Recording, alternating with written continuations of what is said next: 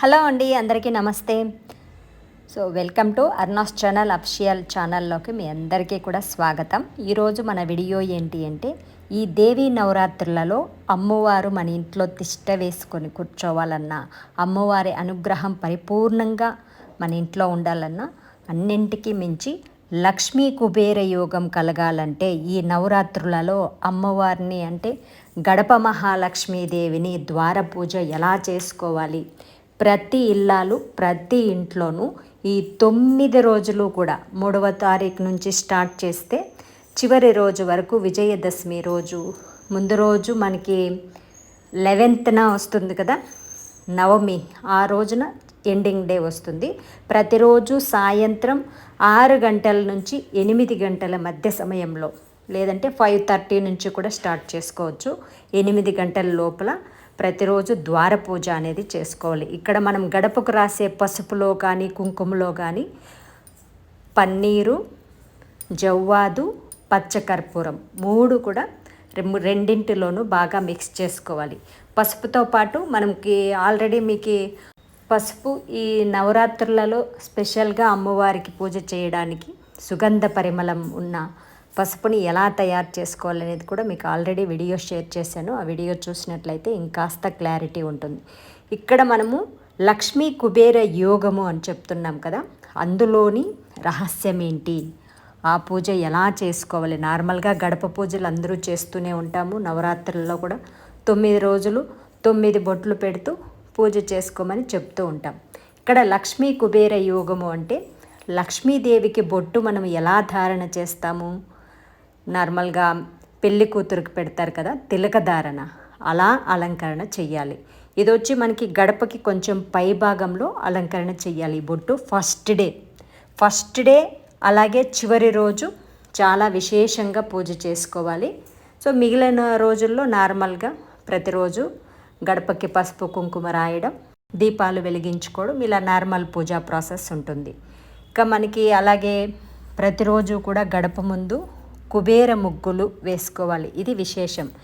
ఇది చిన్న పిల్లలు ఉన్న వాళ్ళు కానీ లేదా ఎక్కువ జనాలు ఉన్న ఇంట్లో కానీ తొక్కకూడదు.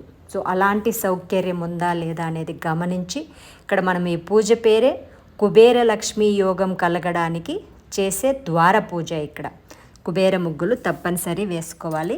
లేదు మీకు అంత సౌకర్యం లేదు అంటే ఫస్ట్ డే వేసుకోండి, చివరి రోజు వేసుకోండి. ఇంకా మిగిలిన రోజుల్లో మీకు ఏది సౌలభ్యంగా ఉంటే ఆ ముగ్గును వేసుకోవడానికి ట్రై చేయండి. ఓకేనా. అలాగే కుబేర ముగ్గు వేసాము, దానిపైన తమలపాకు కానీ, తమలపాకు కింద పెట్టకూడదు కాబట్టి ఇక్కడ నేను మనీ ప్లాంట్ ఆకు ఉంచాను. కుబేర దీపాలు ఉంటాయి కదా, అందరి ఇళ్లల్లోనూ ఉంటాయని అనుకుంటున్నాను. లేకపోయినా దానికోసమే కొనాల్సిన అవసరం లేదు. ఇక్కడ కుబేర ముగ్గు వేసాం కాబట్టి మట్టి దీపమైనా ఉంచి పూజ చేసుకోవచ్చు. ఇంకా మనకి రేపు నుంచి మనం గడపల పూజ స్టార్ట్ చేస్తున్నాము అంటే ముందు రోజే గడపల్ని చక్కగా నీట్గా టాప్ టు బాటం వరకు కూడా లోపల వైపు బయట వైపు అంతా కూడా గడపని నీట్గా తుడిచి ఒకసారి క్లాత్లో తుడిచి తర్వాత ఆ క్లాత్కే కొద్దిగా ఆయిల్ని రాసి అందులో నుంచి మనం గడపనంతా తుడిచామంటే బాగా మంచిగా షైనింగ్ కూడా వస్తుంది. ఇది ఒక చిట్కాలాగా ఉపయోగపడుతుందని అనుకుంటున్నాను. గడపన్ని కూడా క్లీన్ చేసుకొని ఒక్కసారి మనం పూజ స్టార్ట్ చేసామంటే తర్వాత గడపలు తుడవకూడదు. ఇది గమనించాల్సిన విషయం. డీప్ క్లీనింగ్ కూడా ఇంతకు ముందే చేసుకున్నట్లయితే మీరు ఎప్పుడైతే ద్వార పూజ చేస్తారో అంతలోపలే డీప్ క్లీనింగ్ చేయాల్సిన వాళ్ళు కూడా పండక్కి చేసుకున్నట్లయితే మరీ శ్రేష్టం. మీరు ఎప్పుడైతే ద్వార పూజ స్టార్ట్ చేశారో అప్పటి నుంచే పండగ సెలబ్రేషన్ అనేది స్టార్ట్ అయ్యింది అని లెక్క. అప్పటి నుంచే నార్మల్గా అఖండ దీపం పెట్టే వాళ్ళు కూడా పెట్టుకోవచ్చు.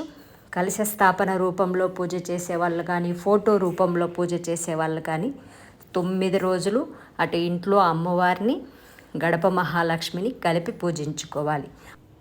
తిలక ధారణ చేస్తాం కదా గడప పై భాగంలో, అక్కడ దానిపై నుంచి మళ్ళీ మీరు తర్వాత రోజు నుంచి కూడా 9 రోజులు 9 బొట్లు పెట్టుకోవచ్చు. ఈ బొట్లు మనకి దీపావళి వచ్చే వరకు కూడా అలాగే ఉండాలి. మనం క్లీన్ చేయాలంటే కూడా కింద చేసుకోవచ్చు. ప్రతిరోజు నైవేద్యంగా చక్కెర బెల్లం పెట్టవచ్చు. చివరి రోజు కొబ్బరికాయ కొట్టాలి. ఇక విశేషంగా లక్ష్మీ యోగం కలగాలి అని కోరుకునే వాళ్ళు ప్రతిరోజు కూడా లలితా సహస్రనామాలు చదివి ధూపం వేస్తూ ఉంటాం కదా, వాటితో పాటు ప్రతిరోజు లలితా సహస్రనామాలు చదివినది అయిన తర్వాత కనకధారా స్తోత్రాన్ని తప్పకుండా చదువుకోండి.